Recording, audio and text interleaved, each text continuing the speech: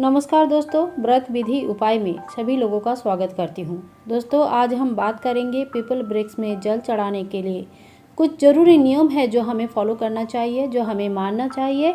और उन नियम के बिना पीपल के वृक्ष में जब हम जल चढ़ा के आते हैं तो हमारी मनोकामनाएं पूरी नहीं हो पाती है।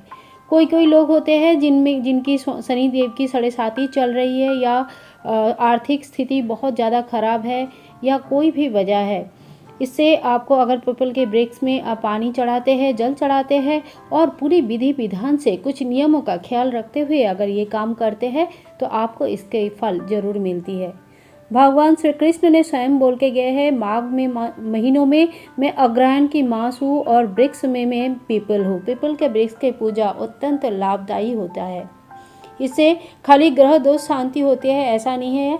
जो नियमित रूप से पीपल का वृक्ष का पूजा करते हैं, माता लक्ष्मी की कृपा उनके ऊपर हमेशा रहती है।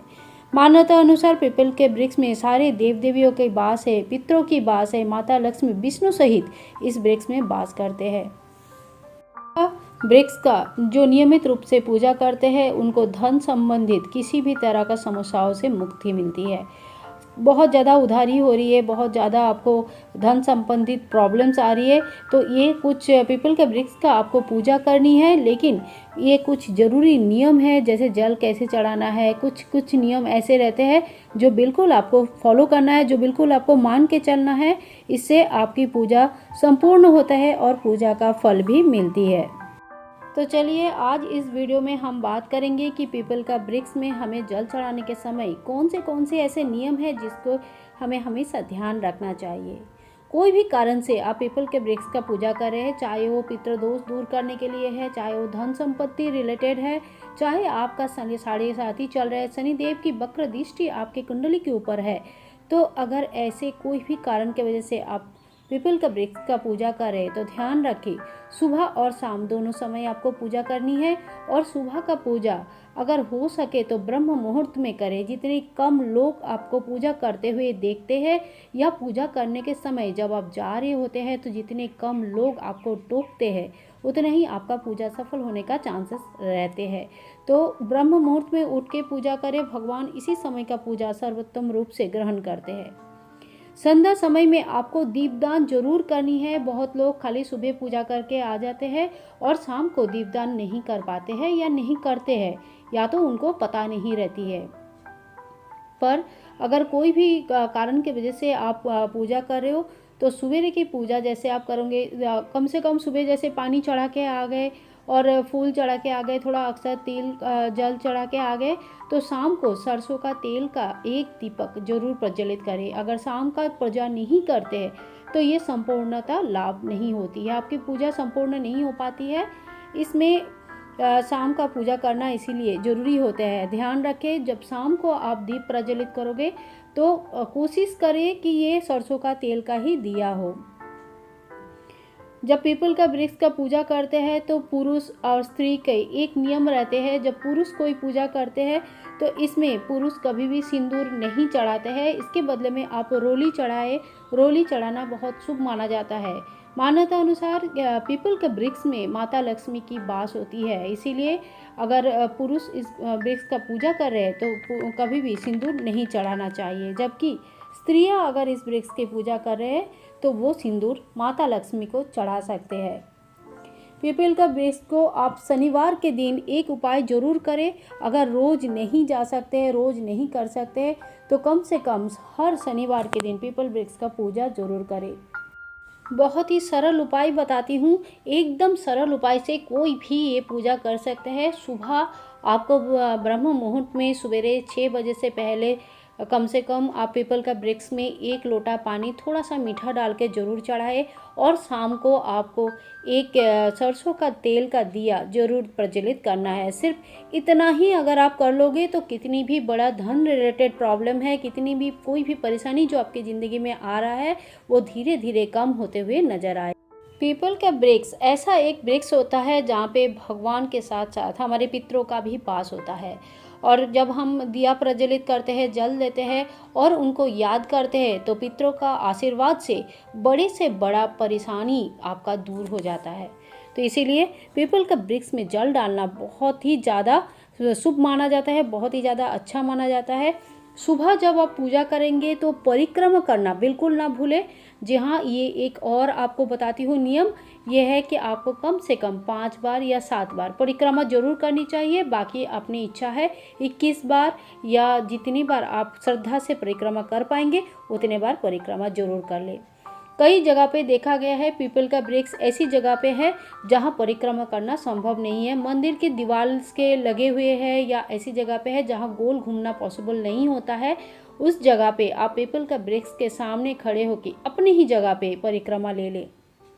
जितनी बार भी आप परिक्रमा लेंगे पीपल का वृक्ष को जय करते हुए, प्रणाम करते हुए, नमन करते हुए परिक्रमा जरूर कर ले। परिक्रमा के बिना पीपल का वृक्ष का पूजा अधूरी माना जाता है। पीपल का वृक्ष में जो जल चढ़ाएंगे उसमें आपको खाली जल नहीं लेके जाना है, जल में थोड़ा सा चावल डाले, थोड़ा सा मीठा डाले, मिश्री वगैरह डाल सकते हैं, चीनी डाल सकते हैं, थोड़ा काला तिल डाले, पुष्प डालना बिल्कुल ना भूले। ये सब डाल के आपको पीपल के वृक्ष के ऊपर जल चढ़ाना है, जो कि बहुत ही ज़्यादा शुभ माना जाता है। अगर पीपल का वृक्ष किसी मंदिर के सामने है या पीपल का वृक्ष जहाँ पे आप पूजा करने जा रहे हैं आसपास कोई सामने मंदिर है तो आप मंदिर का दर्शन जरूर करें। भगवान जी, जो भी भगवान जी का वहाँ पे प्रतिष्ठित है, जो भी भगवान जी वहाँ पे विराजमान है, आप उनको फूल चढ़ा के, दिया जला के जरूर आए, उनको जय करके, नमन करके, पूजा करके जरूर आए। मान्यता अनुसार कि अगर आप सामने मंदिर है वहाँ पे आपने पूजा नहीं करके आए हैं तो इससे भगवान का अपमान होता है और आपकी पूजा सफल होने का चांसेस कम हो जाते हैं। इसीलिए पीपल का वृक्ष में पूजा करने के समय ये सब चीज़ों का ध्यान जरूर रखना चाहिए। बात बहुत छोटी छोटी लगते होंगे पर ये बातें बहुत इफ़ेक्टिव होता है दोस्तों, बहुत ज़्यादा इस बात का ध्यान हमें रखना चाहिए। दोस्तों, पीपल का वृक्ष के नीचे दीपदान अगर आप सुबह करना चाहते हैं तो सुबह भी दीपदान कर सकते हैं, शाम को भी दीपदान कर सकते हैं। सुबह अगर आपको दीपदान करनी है तो हमेशा ध्यान रखें कभी भी सूर्योदय से पहले ही आपको दीपदान करनी है, दीपदान सूर्योदय के बाद नहीं होती है।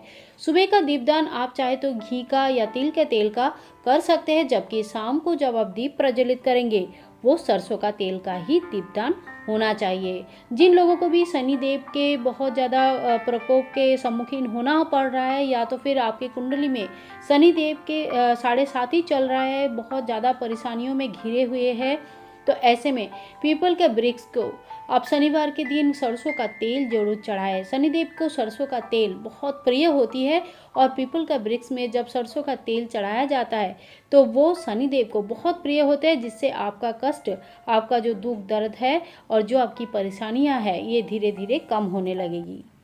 तो दोस्तों, मैं आपके साथ हमेशा सही नियम, सही विधि और कुछ सही उपाय आप लोगों से शेयर करने की कोशिश करती हूँ, जिससे आपकी परेशानियाँ धीरे धीरे कम होते जाए। दोस्तों, हमें पता है कि सुख के दिन बहुत जल्दी कट जाते हैं पर दुख के एक पल भी काटना मुश्किल होता है।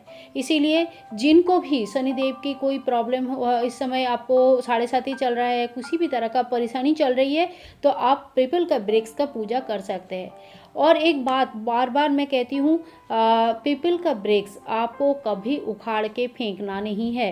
पीपल का वृक्ष छोटा से छोटा भी क्यों ना हो, मान्यता अनुसार ये वृक्ष इतना ज़्यादा शुभ फलदायी है, इतना ज़्यादा इसमें भगवान का, पितरों का, सभी लोगों का वास माना जाता है। इसीलिए भगवान शनिदेव का इसमें पूजा किया जाता है। तो इस वृक्ष को उठा के फेंकना बहुत ज़्यादा पाप होता है। शायद ये जो पाप लगती है इसको मिटाना भी इतना आसान नहीं होता है।